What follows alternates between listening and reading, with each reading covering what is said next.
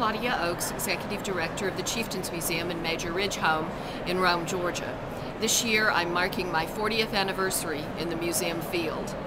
And it has been a very interesting 40 years in seeing not only how museums have changed as institutions, but in seeing how the profession has actually not just changed, but become a profession.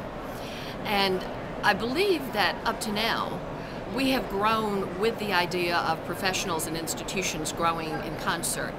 But I think as those of us who have been in this business as long or nearly as long as I have, something we have come to realize is that, of course, people are learning in completely different ways than they did when I started in this business back in 1969.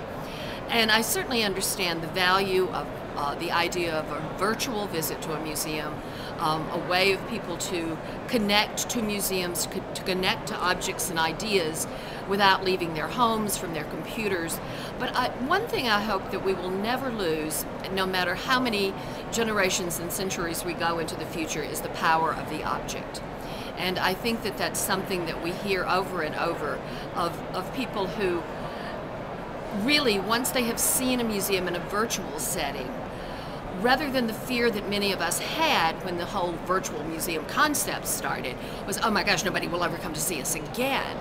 I think, and I hope I'm correct in this, and what we're seeing is that this really whets people's appetites of, while they're going to see something they think is in a museum, they discover, oh, there's something else there that's pretty cool too.